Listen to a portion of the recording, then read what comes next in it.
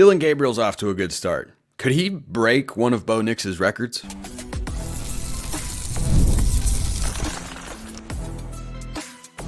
You are Locked On Ducks, your daily podcast on the Oregon Ducks. Part of the Locked On Podcast Network, your team every day. Yes, it is that time once again for Locked On Ducks. I'm your host, Spencer McLaughlin. Thank you so much for making this your first listen or your first view of the day. Part of the Locked On Podcast Network, your team every day, and your number one source to stay up to date with the Ducks. This episode is brought to you by our friends at FanDuel. Now through September 22nd, all FanDuel customers can bet $5 and get a 3-week free trial of NFL Sunday Ticket from YouTube and YouTube TV. Visit FanDuel.com to get started. We will talk about many things today. How did Will Stein do? Did he open up the playbook? I don't think that's particularly accurate. I'll talk about why and some more shout-outs from Saturday's big win over Oregon State. But let's start with Oregon's quarterback, who through 3 games so far is just about exactly what I expected him to be. When I look across the Big Ten, the only quarterback that has performed at the same level is Dylan Raiola, the true freshman over at Nebraska. But Gabriel has been incredibly efficient. He has spread the ball around. I'll get to that more in just a moment. And he has led Oregon to 3 straight wins. That's about what I expected from Dillon Gabriel. He looks to be the exact guy that I thought Oregon was getting. Is he going to break Bo Nix's record? Look, through 3 games, Dillon Gabriel is completing 84% of his passes. 84% of his passes. Now, let's keep in mind that Will Stein, the OC, in each of his last couple of seasons has, let's just say, been friendly to quarterbacks. So I expect Dillon Gabriel to have a career season based on what he did at Oklahoma last year, which was the best statistical year of his career. He was just under 70% completion. I think he will go over 70% this year. I thought that before the season. I still think that now. I thought he'd be just shy of 4,000 yards. He's on pace to be slightly below, I think, where my official yardage prediction was. But through 3 games, he's throwing for 304 yards per contest. For reference, Bo Nix last year went for 324 yards per contest in the first 12 regular season games, not factoring in the Pac-12 title game and the bowl game. But Dillon Gabriel's numbers are going to come down. I don't think they're going to come down a lot, but they're going to come down. 84%. If he kept that mark, that would break Bo Nix's record, which he set last year for the most accurate passing season in the history of college football at 77.3%, or, they were tracking it during the Fiesta Bowl and everything. If Gabriel is in that range, fantastic. Oregon should not need Gabriel to complete 84% of his passes just to be effective. It's great that he is. It's great however long that continues to play out. But Oregon's going to go up against better defenses this year. That's the only reason I think the stats come down. Because you saw what the offense can look like on Saturday against Oregon State. And he's probably going to end the year going for around 300, maybe slightly less on average per game.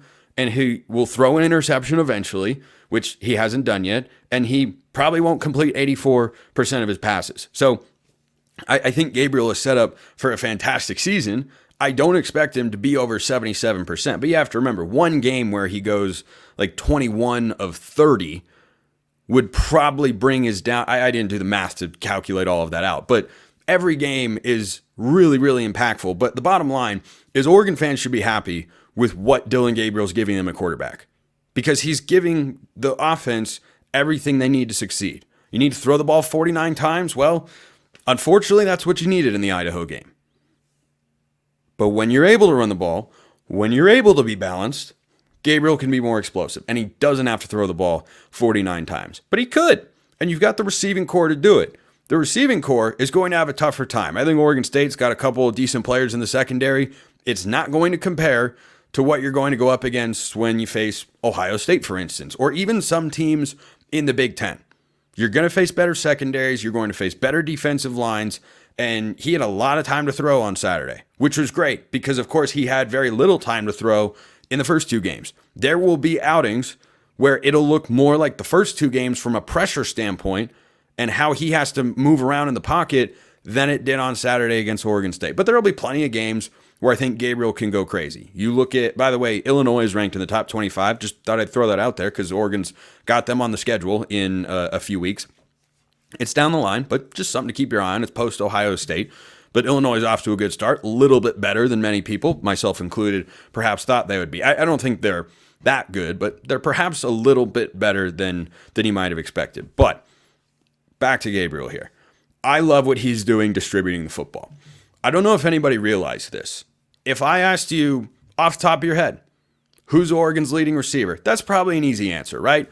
And the easy answer is the correct one. It's Tez Johnson. Who's the second leading receiver right now?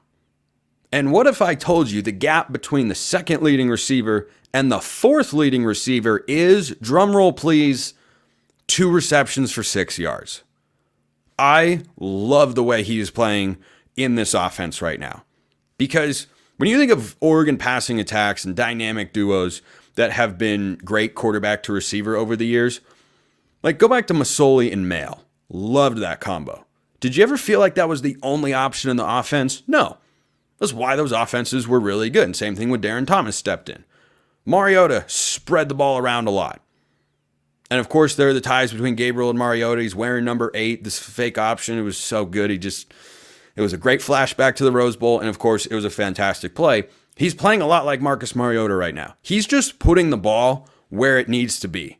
He's not staring one guy down. Whereas you think, like 2018 offense, for instance, Justin Herbert, he's either throwing to Dylan Mitchell, maybe Jalen Redd, or he's not throwing to anybody at all. There were no consistent weapons on that team. But I love the way that Gabriel is playing because you know Tez Johnson's the number 1 guy.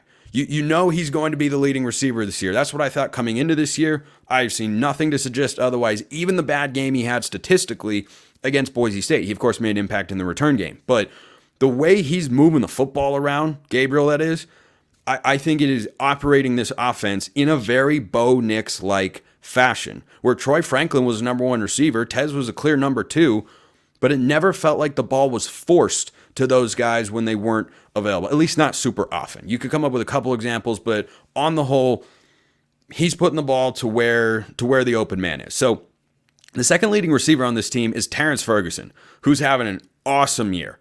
And Brock Heward and Jason Benetti were talking about him in the Travis Kelce comp conversation. I don't think they believe he's that in the NFL because that's one of the best receiving tight ends in the history of the NFL. But the way that he's moving around, his awareness, the yards after catch, the soft hands, everything that T-Ferg's doing is great. And I'm not surprised that he's such a big weapon this year. I'm not surprised that Kenyon Sadiq is the 5th leading receiver on this Oregon team. But T-Ferg is number 2 with 159 yards on 13 catches.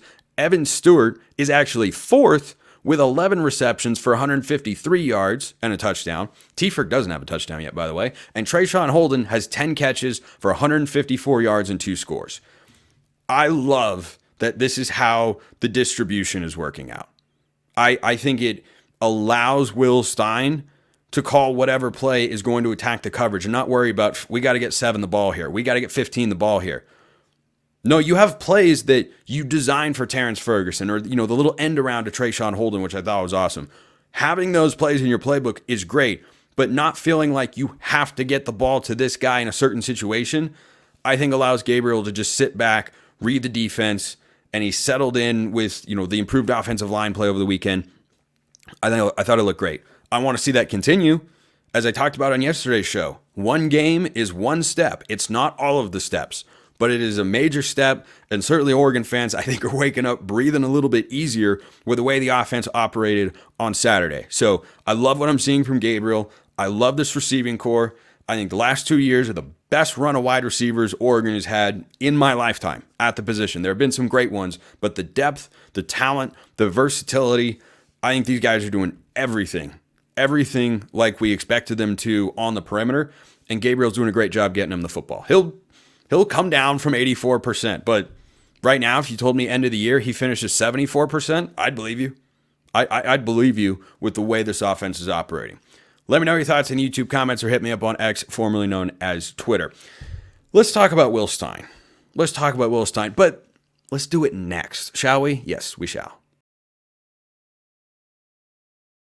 Hey, Locked On Ducks fans, have you heard about Roy? It stands for Return on You, and it's a new platform that lets you, the fans, get involved in NIL like never before by making contributions directly to your favorite athletes. Go check them out. By supporting players directly, you can help shape rosters, retain talent, keep your favorite athletes out of the portal. As you all know, NIL's changed the game for athletes, and Roy changes the NIL game for fans. They directly support players. Roy allows fans to directly back their favorite college athletes. With Roy, fans can play a key role in shaping the future of their favorite teams, while athletes maximize their name, image, and likeness potential. Download Roy for iOS or Android and enter referral code LOCKEDON, and you'll automatically be entered. Automatically!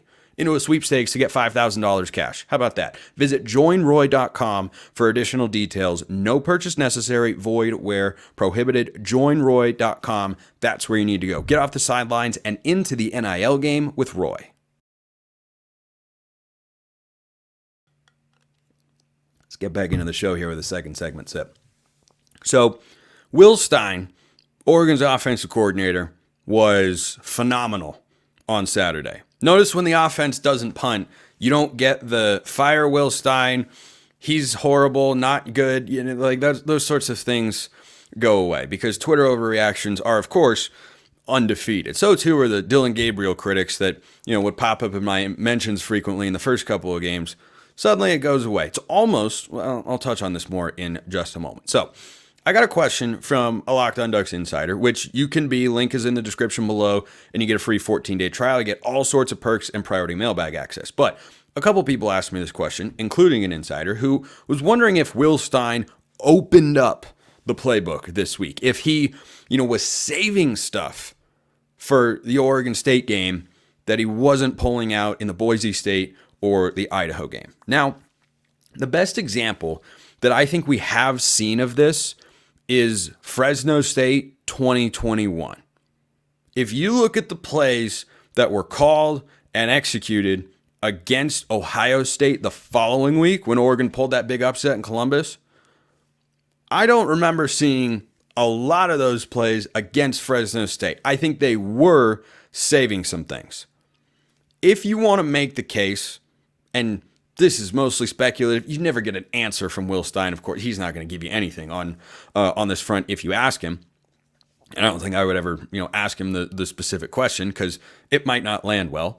But if you want to think that there were things held back out of the playbook during the Idaho game that they then rolled out in the Boise State game, that'd be a more tenable argument. And I understand how people get into this mindset of, man, it feels like they're just not clicking. Oh, well, now they unleashed it. I don't have this take at all whatsoever for a couple reasons. Number one, do you think Oregon meant to go out and score 24 points or only wanted to keep it to 30? Because the last two times they played an FCS team under Dan Lanning, they scored 81 and 66 against Portland State and Eastern Washington. So I don't think they had reservations about keeping things back.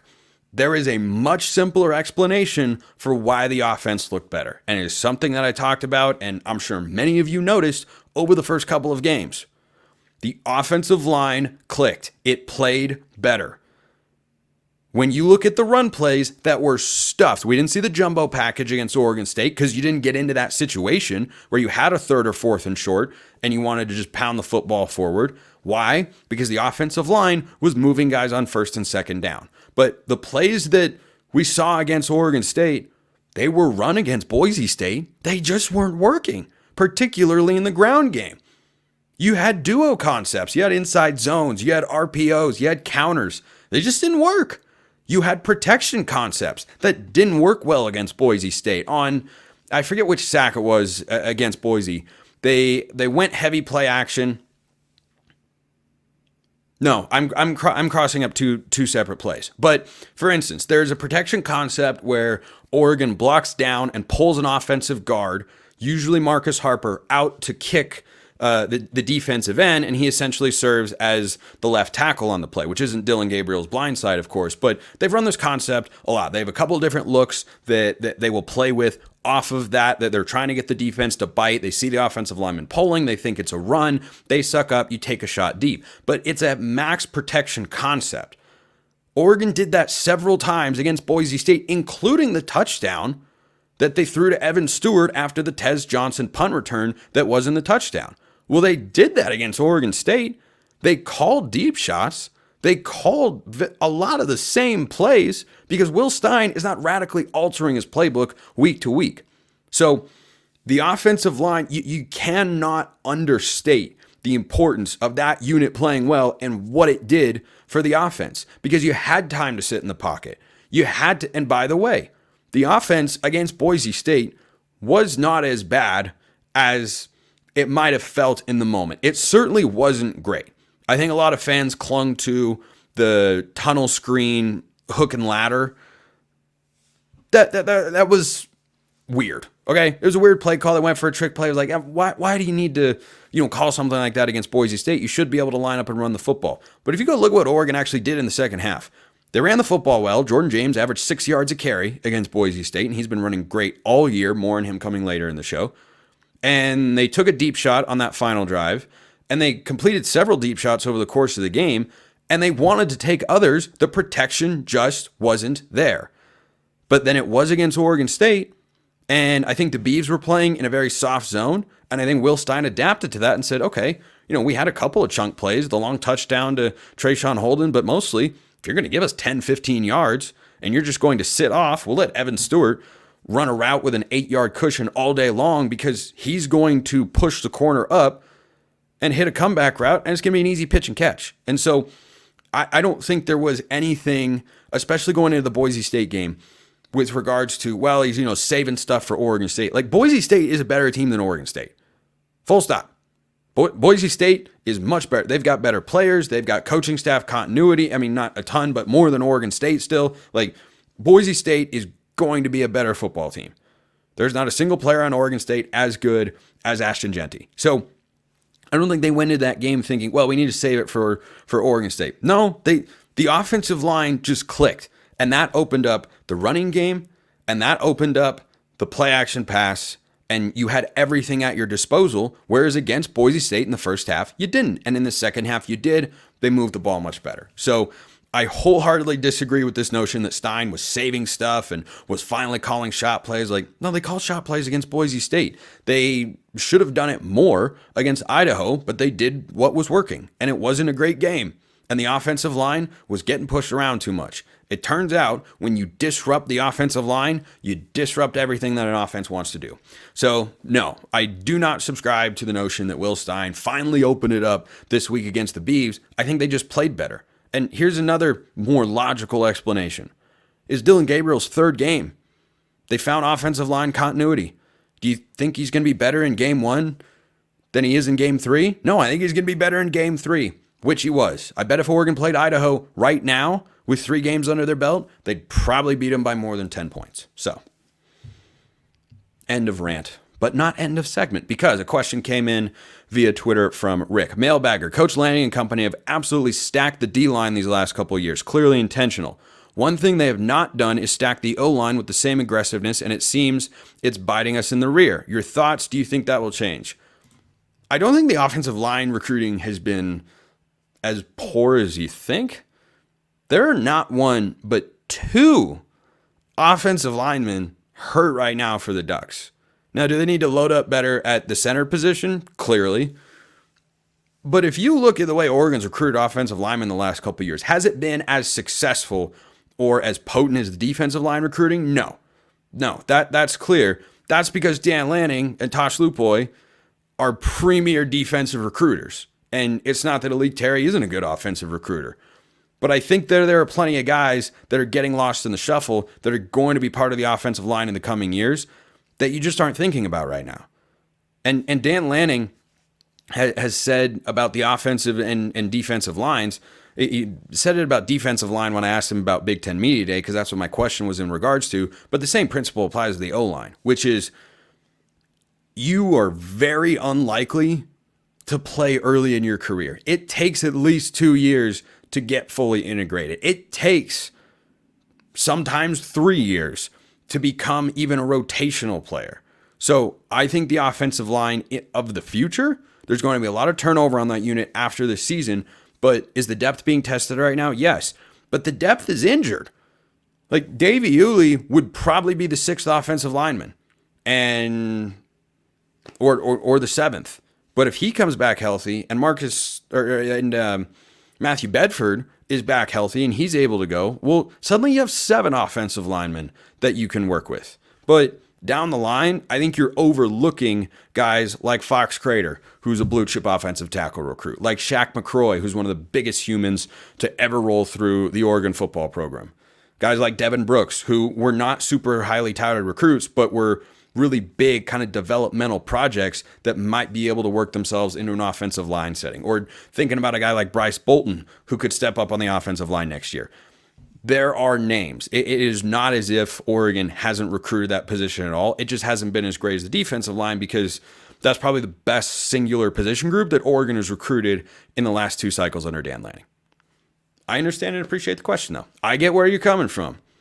I just think Oregon will be okay. Offensive line change, never easy, but Oregon will probably hit the portal for an offensive lineman or 2 after this year. We got more shout-outs to get to. Your shout-outs, as a matter of fact. I told you who individually I thought deserved a shout-out on yesterday's show, but a bunch of you sent me names as well, and, well, we're talking about those next. Right now, though, we're talking about FanDuel. You've heard us talk a lot about FanDuel here at the network. Why? They're our official sportsbook sponsor, and they're America's #1 sportsbook. Well, we have something a little different for you. Now through September 22nd, all FanDuel customers can bet just $5 and get a 3-week free trial of NFL Sunday Ticket from YouTube and YouTube TV. Then with the YouTube TV base plan, you'll be able to watch every single regular season Sunday afternoon out-of-market game. All you need is a Google account and a current form of payment, and then you can cancel anytime. Now, you can't bet an Oregon game this week unless you want to bet Oregon -1.5 against Ohio State or whatever the line moves to. I didn't see if they moved it against Michigan. Why don't we double check that real quick? Because Michigan is not off to a stellar start to the year, shall we say. And it looks like that game has been taken off the board. But, you know, if you got Oregon -3.5 at Michigan this offseason, you probably got some value because in the offseason is Ohio State -9.5. It's now Ohio State -19.5. Oof. Whatever you want, FanDuel's got it. Go check them out at FanDuel.com to download America's #1 sportsbook. All right, a handful of my Locked On Ducks insiders out there, whom I very much appreciate, sent me the names that they wanted shouted out on the show because they thought they had an awesome game. Speaking of the offensive line, let's start with Nishad Strother, and I like this pick a lot. If you look at some of the running lanes Jordan James and Noah Whittington had to go through, they had a lot of success running to the left. Now, I think Josh Connerly's a factor in that as well because Connerly has a tendency to just bulldoze guys out of the way and has done so for each of the last 2 seasons and is a big reason why he's probably off to the NFL draft after this year.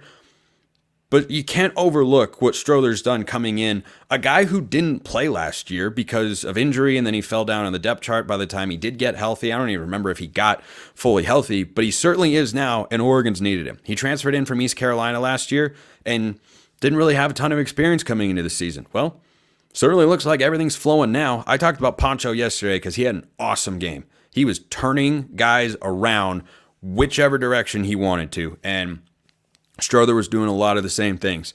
And in pass protection, the left side of that offensive line has been so good. I think it's been the strength. You know, Harper and Cornelius are, of course, incredibly capable and reliable on that right side of the offensive line. I think the left has been better through the first couple of games, running lanes and in pass protection. I think they've just been fantastic. So I love the Nishad Strother shout out. I'm forgetting how to talk here. Goodness gracious. Settle down, Spencer. Come on, you can do it. All right, we're back. Jordan James is another one. Does this guy look great or what? I mean, he looks phenomenal, and he's hard to tackle, but in a different way than Bucky Irving. He's more of CJ Verdell plus. I think he's a better overall running back than CJ Verdell, who had a really good career with Oregon. But man, speaking of Ohio State, you think they ever want to hear the name CJ Verdell again? Probably not. It's my favorite Gus Johnson call of all time, the CJ Verdell touchdown, without question. Anyway, Jordan James looks like he's the complete package. I mean, Oregon is not going to run with a 25 to 30 carry a game bell cow back. And I think that's a good thing because you keep guys fresh. You also keep them healthy throughout the course of the season. But I thought coming into the year, it might be more of a 1A, 1B with him and Noah Whittington. And at times it is. But they give Whittington a solid amount of run. I think Whittington is just a really high-end number 2 back. And Jordan James just breaks tackles. He just stays on his feet. When RG3, who ironically doesn't work for ESPN anymore, that I mentioned him without planning to here on the show, he was calling the Fiesta Bowl against Liberty. And he compared Jordan James to Isaiah Pacheco of the Chiefs, who I think just went on the IR. I haven't been able to get that comp out of my head ever since. He just runs angry. He is physical. He is hard to tackle. He rarely goes down on first contact. You're not getting him down with an ankle tackle. You know, he doesn't have all the lateral movement of a Bucky Irving or an Ashton Genty, but he is phenomenal. I think he looks so good through the first couple of games. And, you know, that's a guy who, frankly, after his freshman year, I wondered if he was going to transfer. Because I know he's a talented guy coming out of high school, and he was the number 3 back, and he was kind of in line before Noah Whittington got hurt to be the number 3 back last year. I think he would have carved out a bigger role than he had in his freshman season had Whittington stayed healthy, but he leapt at that opportunity, and he has embraced it. That is Oregon's RB1, and man, when he's got blocking, you saw what happens on Saturday. It was just 6, 7, 6, 7, 5, 9, 6, 10, 11. It was just constantly positive yardage, and he's tough to bring down. So, yeah, Jordan James, very worthy of a shout out as well. T. Ferg, as I mentioned earlier, second leading receiver on the team. What can't he do? I mean, the block he threw on Whittington's touchdown, kind of a neat concept. I don't know. I'm sure it's happened before, and I just haven't really noticed it. But he's lined up, you know, along with Josh Connerly over the outermost defensive lineman, the edge player there. And he kind of bluffs the block, and he swipes him like he's going to go out and block for a screen, you know, on a halfback coming out of the backfield. But then the counter offensive linemen who are pulling into the hole, they kick out the defensive end. Tiefer goes up to the second level, and that poor defensive back has got every bit of a fourth-year tight end coming at him, and he just bulldozes him 5 yards out of the way, and Noah Whittington, who is fully healthy, off to the races and scores a touchdown. I love seeing that from tight ends. And I want to shout out Patrick Herbert as well. His blocking has been great. Not good. It has been great this year. It was true in the Boise State game. I know he had the fumble, but also caught a nifty little pass from Dillon Gabriel, who made the wrong read on RPO and then just kind of dumped it to him. And he had that happen last year at Texas Tech with Bo Nix as well. There's actually a hot mic of Bo Nix saying, "Pat!" Who was turned around because he was supposed to block, and then Bo Nix is in trouble, and he's like, "Pat!" And then Pat turns around, and he just throws in the ball. That happened again on Saturday. So, yeah, I think tight ends blocking-wise, I think they've been great. Another one that came in, and I like this one too, Terrence Green. Terrence Green, one of those 2023 blue-chip defensive linemen from that recruiting class that you wonder who's going to take that next step. Now, Green comes up with his first college sack in this football game. I don't think he's been at the higher end of the rotation. That's been Amari Washington with Keon Ware-Hudson to supplement Jamari Caldwell and DJ Harmon. But Terrence Green getting his first college sack. How about it, young man? Congratulations. And finally, before I get to a question that, we'll get to that question in a moment. Trayshawn Holden. Has there been a bigger fan of Trayshawn Holden than me? I don't know. Maybe there has been. I'm just not aware of it. I love Trayshawn Holden. And if Oregon had, I said this all summer long, and I think Trayshawn Holden has rewarded my faith with how he's played and proves that he loves Oregon and he's a team player with the fact that he stuck around. I didn't think Oregon needed Evan Stewart. I think they just wanted Evan Stewart. If you'd just gone with Trayshawn Holden as your number one outside guy with Tez in the slot, and then you work in, Kyler Casper, Jurion Dickey a little more with Gary Bryant Jr. I don't know when GBJ will come back, but I would have been fine with that with the receiving core. I would have felt good about it.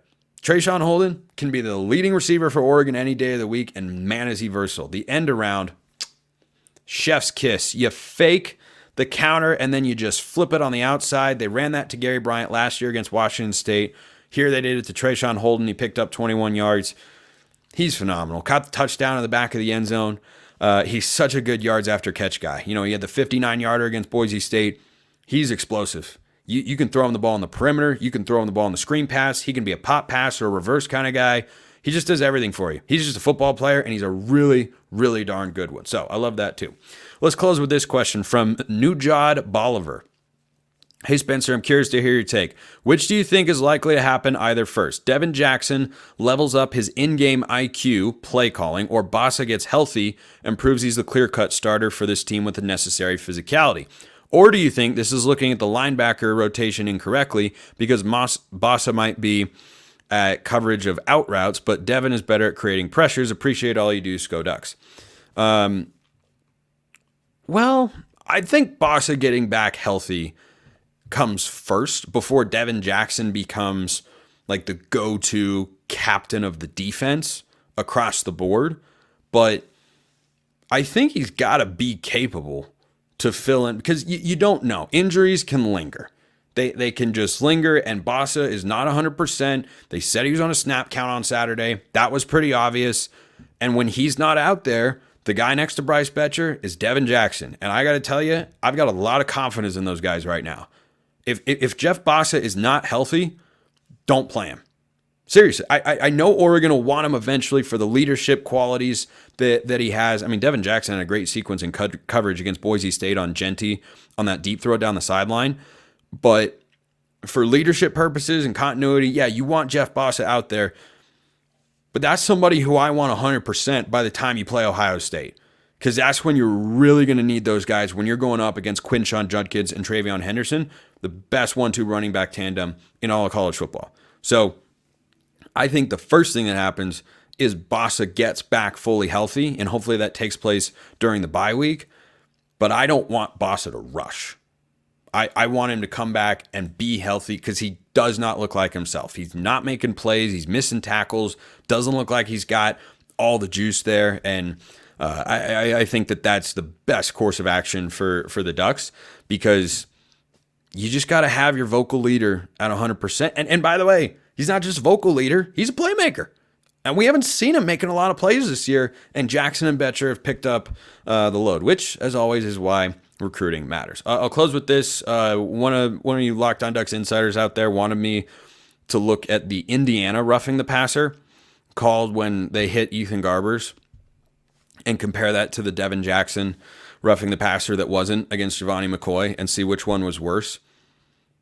Can we take both calls, metaphorically speaking, and throw them in the dumpster as one of the worst things I've ever seen that I hope we clean up? That's my reaction to it. I mean, I know we have the benefit of replay. Number one, NCAA, change the rule. If there's no targeting, there's no roughing the passer. Number two, quarterbacks are going to get hit sometimes. It's football. Can we just let the kids play a little? I hope so. But frankly, I'm not optimistic. I know it was bad. Both calls, horrible. Should not happen. Terrible, no good, very bad, frustrating. Number one, as I said at the time, got to be able to overcome it. Oregon thankfully did. And number two, I am done expecting officials to be good. Frankly, I'm just surprised when they are good. I expect them to be bad. That's the way it is. Thanks for making this your first listen. Go make Locked On College Football your second. I host, giving you the biggest stories in the greatest sport on planet Earth. Everything you need to get ready for the weekend. I've always got you covered. Thank you for listening. I appreciate everyone for doing so. I'll see you next time. Have a wonderful rest of your day, and go Ducks.